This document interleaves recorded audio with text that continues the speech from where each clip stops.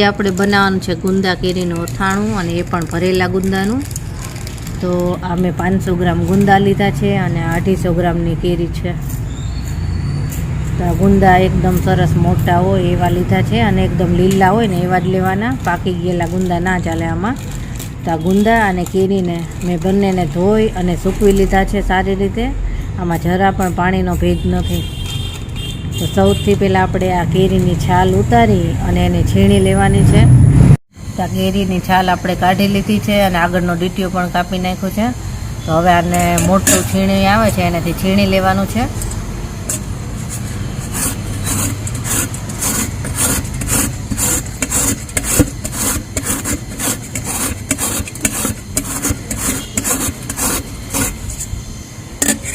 આ રીતનું છીણ આપણે કરવાનું છે. તો આખી કેરીનું છીણ કરી લઈશું.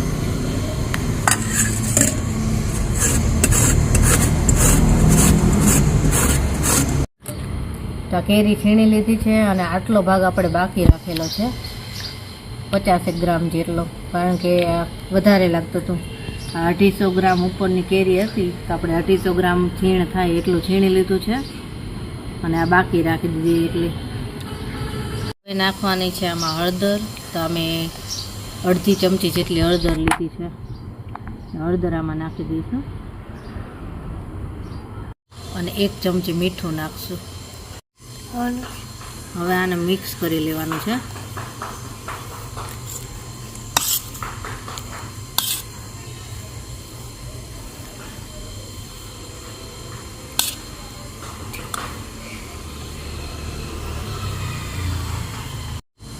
સરસ મિક્સ થઈ ગયું છે. તો આને આપણે 15 થી 20 મિનિટ માટે રાખી દઈશું, એટલે આમાંથી પાણી છૂટું પડી જાય, બધું ખાટું પાણી હોય.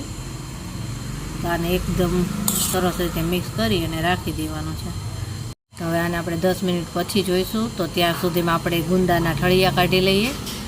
તો ગુંદાના ઠળિયા કાઢવાના છે આપણે. તો સૌથી પહેલાં એની ઉપર જે આ કેપ હોય છે ને એને છૂટી પાડી દેવાની છે. આ ગુંદાને આપણે દસ્તો અથવા હથોડી લઈ આ રીતે થોડું જ બસ મારશું ને એટલે અહીંથી ભાગ થઈ જશે.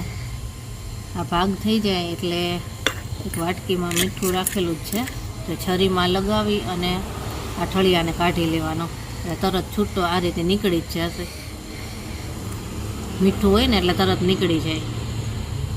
અને છાપું જ રાખી દેવાનું, એટલે બીજું કાંઈ બગડવાની બીક ના રહે. ચીકણા ગુંદા હોય એટલે બધું બગડે. છાપું પહેલેથી જો આપણે રાખી દીધું હોય તો છાપામાં જ ઠળિયા નાખી શકાય. તો આ જો બધી જ ચીકાશ નીકળી ગઈ. છરીમાં થોડું મીઠું લેવાનું અને આ રીતે આમ ગુંદામાં ફેરવે ને એટલે બધું નીકળી જાય.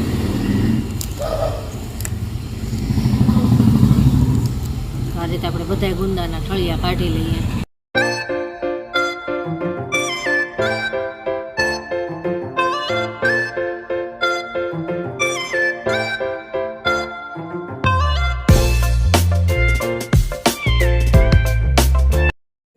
તો બધા જ ગુંદાના આપણે ઠળિયા કાઢી લીધા અને થોડી વાર માટે સૂકવી પણ લીધા હતા. અને આ બાજુ આ કેરીનું પાણી પણ નીકળી ગયું છે. હવે આને આપણે દબાવી અને બધું જ પાણી કાઢી લેવાનું છે આ રીતે.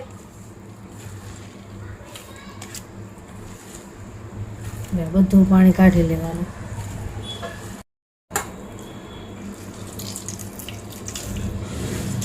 તો આ રીતે દબાવી અને બધું જ પાણી નિતારી લેવાનું છે. આમાં થોડું પણ પાણી ના રહેવું જોઈએ. જો પાણીનો ભાગ રહી જશે તો ગુંદા બગડી જશે.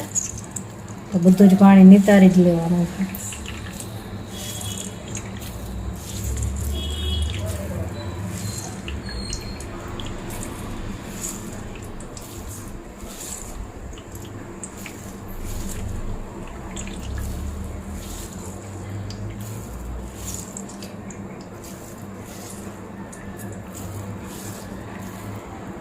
તો આમાંથી બધું જ પાણી કાઢી લીધું. હવે આને પ્લેટમાં રાખી દઈશું.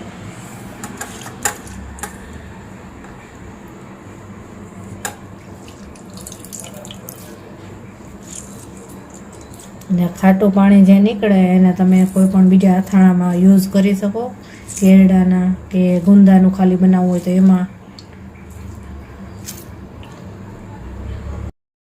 અમે ખાટા અથાણાનો ઇન્સ્ટન્ટ જે મસાલો આવે છે તૈયાર પેકેટ એ લીધો છે અને 250 ગ્રામ લીધો છે. જો 500 ગ્રામ ગુંદા હોય તો 250 ગ્રામ કેરી અને 250 ગ્રામ આ મસાલો અને 250 ml તેલ લેવાનું. તો અમે 250 ગ્રામ મસાલો લીધો છે. તો આ કેરીમાં આપણે આ મસાલો નાખી દેવાનો છે બધો જ.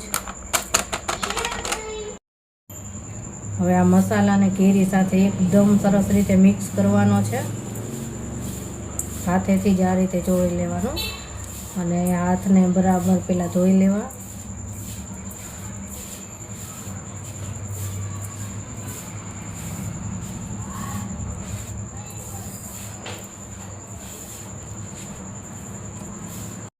તો મસાલો સરસ તૈયાર થઈ ગયો, કેરી એકદમ મિક્સ થઈ ગઈ છે. તો મસાલો આપણે ગુંદામાં ભરવાનો છે અને એકદમ દબાવીને ભરવાનો છે, આખા ગુંદામાં ભરાય છે એ રીતે.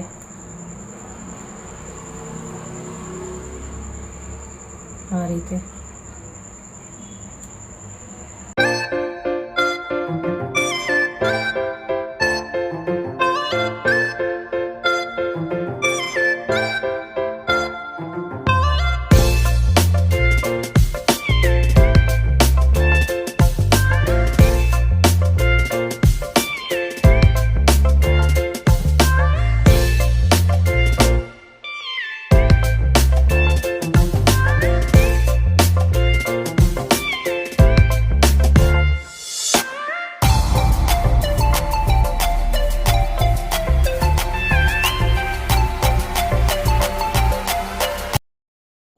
બધાય ગુંદા ભરી લીધા છે અને ગુંદા ભર્યા પછી આટલો મસાલો લીધો છે. તો હવે આપણે બધાય ગુંદાને આમાં જ લઈ લેવાના છે અને આ ગુંદાના અથાણામાં આપણે તેલ સવારે નાખવાનું છે અને આખી રાત માટે આમાં જ રાખી દેવાના છે ઢાંકીને.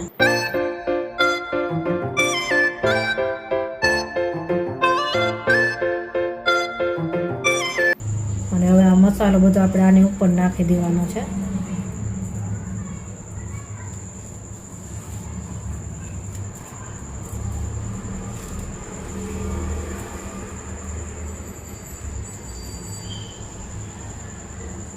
આ રીતે દબાવી દઈશું મસાલામાં જ.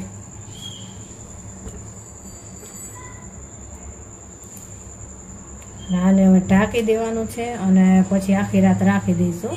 આગળની જે કાંઈ પ્રોસેસ છે એ હવે સવારે કરશું. બીજો દિવસ થઈ ગયો છે અને હવે આપણે આ ગુંદાના અથાણામાં તેલ નાખવાનું છે. જો મેં તેલ ગરમ મૂકી દીધું છે અને આ તેલ છે 250 ml. આને એકદમ ધુમાડા નીકળે ત્યાં સુધી ગરમ કરવાનું છે અને પછી ઠંડુ થઈ જાય સાવ તેલ પછી જ અથાણામાં નાખવાનું છે. તો આને એકદમ તેલને ઉકાળી લઈશું. તો આ ગુંદાને આખી રાત આપણે રાખ્યા હતા, સરસ આમાં મસાલામાં મિક્સ થઈ ગયા છે. તો હવે આ ગુંદાને આપણે બરણીમાં ભરવાના છે અને પછી તેલ નાખવાનું છે. અને તેલ આપણે ગરમ કરી લીધું હતું તો ઠંડુ થઈ ગયું છે તેલ. 250 ml તેલ મેં એકદમ ધુમાડા નીકળે એવું ગરમ કરેલું હતું અને 2 કલાક પછી આ એકદમ ઠંડુ સરસ થઈ ગયું છે. પછી જ આનો ઉપયોગ કરવાનો છે. તો સૌથી પહેલાં આપણે ગુંદા ભરણીમાં ભરી લઈએ. આ ભરણીને પણ મેં એકદમ સરસ રીતે ધોઈ ગરમ પાણીથી અને તડકામાં સૂકવેલી છે. જો આમાં ભરણીમાં જરા પણ પાણીનો ભેજ રહી જશે ને તો અથાણું બગડી જાય. એટલે એકદમ તડકામાં તપવેલી ભરણી છે અને હવે આમાં ગુંદા ભરી લઈએ.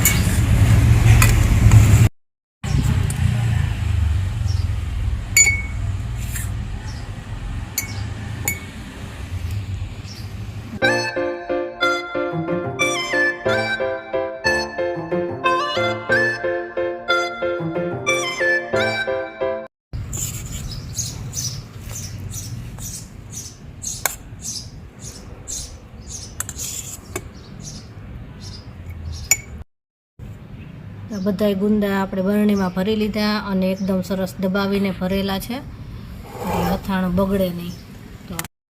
તો હવે આપણે આમાં તેલ નાખી લઈએ. થોડું થોડું નાખતા જઈશું જેમ જરૂર લાગે એમ.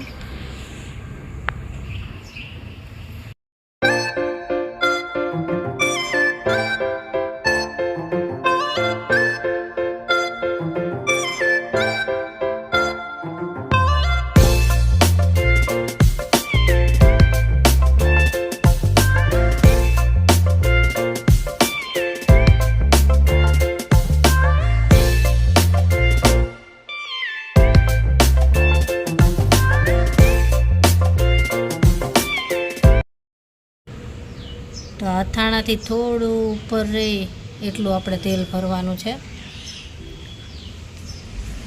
આટલું. તો 250 ml આટલું તેલ બચ્યું, બાકી બીજું બધું આપણે નાખી દીધું છે અને આટલું તેલ પૂરતું છે આના માટે.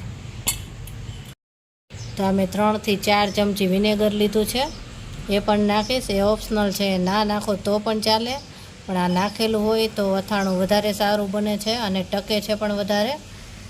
લાંબો સમય સુધી આ બગડતું નથી વિનેગર નાખવાથી. તો આ 3 થી 4 ચમચી વિનેગર પણ નાખી અને પછી થોડું મિક્સ કરી લેવાનું છે.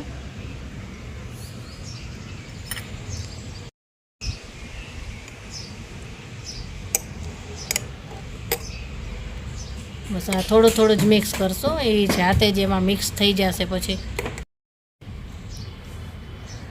તો બસ હવે આ બરણીને આપણે ઢાંકી અને રાખી દઈશું અને 5 થી 6 દિવસમાં અથાણું ખાવા લાયક થઈ જશે.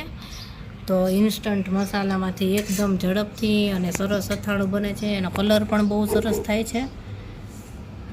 જો કેવું સરસ બન્યું છે. તો કેવી લાગી આ મારા ભરેલા ગુંદાની રેસીપી?